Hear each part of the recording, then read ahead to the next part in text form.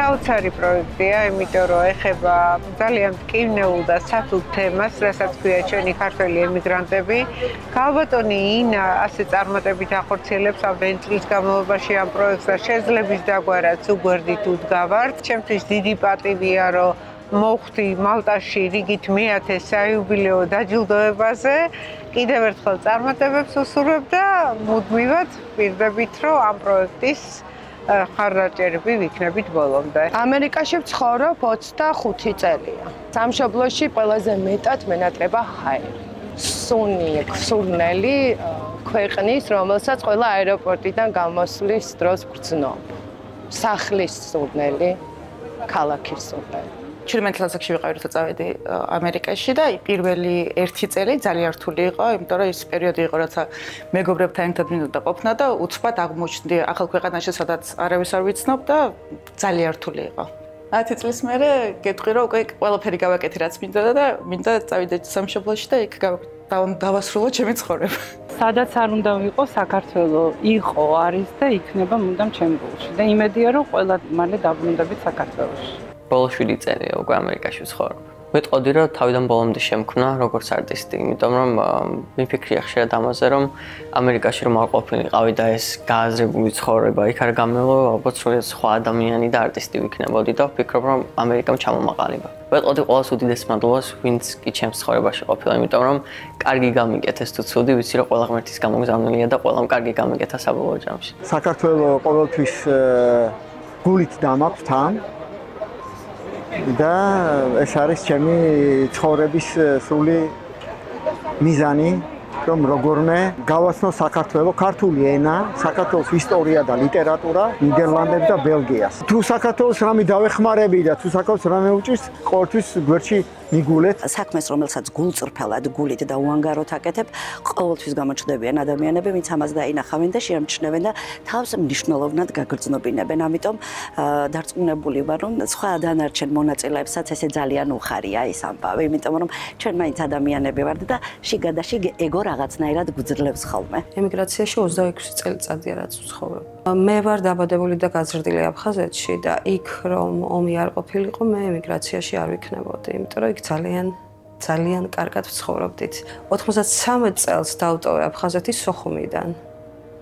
და არ ვიცი, ყველა ადგილი ჩემთვის ძვირფასია. ამერიკაში ვცხოვრობ უკვე 13 წელია.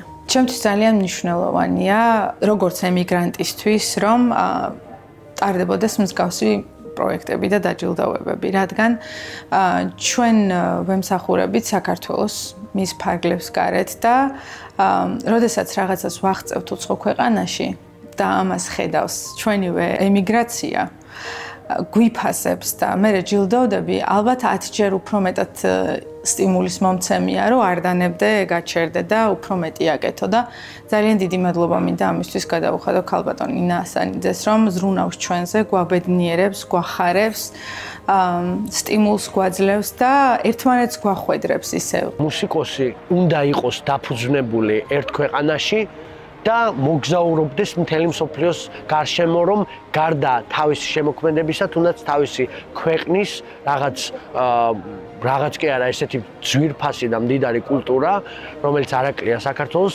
გააცნოს ამ მსოფლიოს. სადაც არ შემისულებია თუნდაც აი ლაღიძის რონდო ტოკატა, არ ყოფილა შემთხვევა, რომ აი დარბაზი მართლა არ დანგრეულიყო ემოციით და ოვაციით. ამიტომაც მუსიკოსი უნდა დაფუძნდეს სამშობლოში თუნდაც ან უნდა იყოს დაკავშირებული თავის ფიქრებით სამშობლოსთან. ეს ეხმარება კარიერულად. ძალიან მნიშვნელოვანია, რომ ეს პროექტი ზოგადად არსებობს, რომელიც ხელს უწყობს ქართველების შემოქმედების წარმოჩენას, მათ წარმატებას სხვადასხვა ქვეყანაში, რომლებიც ცხოვრობენ საქართველოს ფარგლებს გარეთ და ყოველთვის ცდილობენ, რომ ქართული შემოქმედება, ქართული კულტურა, ქართული რესურსი ძალიან მაქსიმალურად წარმოაჩინონ. მე მინდა მიულოცო წლევანდელ ნომინანტებს, დაჯილდოებულებს ჩვენ ძვირფას ადამიანებს, თანამოქალაქეებს, რომლებიც დროებით ცხოვრობენ ქვეყნის ფარგლებს გარეთ და უსურო მათ, რომ ძალიან მალე ამ წარმატებით ყველანი გაერთიანებულ საქართველოში შევხვდეთ. კანადაში ვცხოვრობ 2012 წლიდან. ყოველთვის ვფიქრობდი, რომ ძალიან მალე წავიდოდი ჩემს ქვეყანაში, ჩემს სამშობლოში. მაგრამ ესე არ მოხდა. ვარ ჩემი ქვეყნიდან შორს, ყოველთვის ძალიან მენატრება გიжდები ჩემ ქვეყანაზე. არასდროს არც ერთი ქვეყანა არ შეცვლის ჩემს ქვეყანას. რიგით მეათე ღონისძიებას ატარებს დიასპორის სახლი.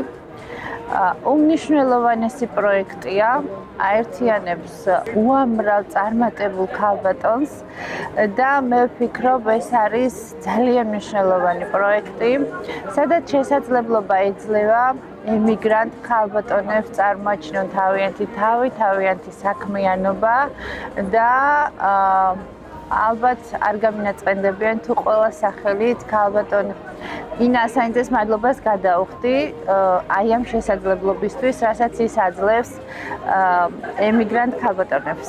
მიმაჩნია, რომ ეს ნამდვილად ეროვნული საქმეა. ამ პროექტმა ყოველ შემთხვევაში საზოგადოებას გააცნო ის ხალხი, რომელიც ერისთვის, ქართველი ხალხისთვის, საქართველოს სახელით მოღვაწეობს. დაახლოებით 12 წელიწადია რაც ამერიკაში ვარ. ვცდილობთ ყოველთვის ისეთი რაღაცა გავაკეთოთ, რომ ქართველებმაც რაღაცა წარმატება, რაღაცა შეძლონ, რაღაცა თავისთავად დაინახონ. პირველი დღიდან ჩემი ოცნება არის ჩემ სამშობლოში დაბრუნება. ქვეყანამ ბევრი რაღაცა მოგცა, ამერიკაზე მაქვს საუბარი, მაგას ვერ დავივიწყებ, მაგრამ ჩემი სამშობლო არის ეს პირველი ყოვლისა, ეხლა რა ვიცი. ჩემ გულში 24 საათი ესე არის. ამერიკაში ვცხოვრობ 2007 წლიდან, ოჯახით ვარ წასული. არ არის ადვილი ამერიკაში ცხოვრება.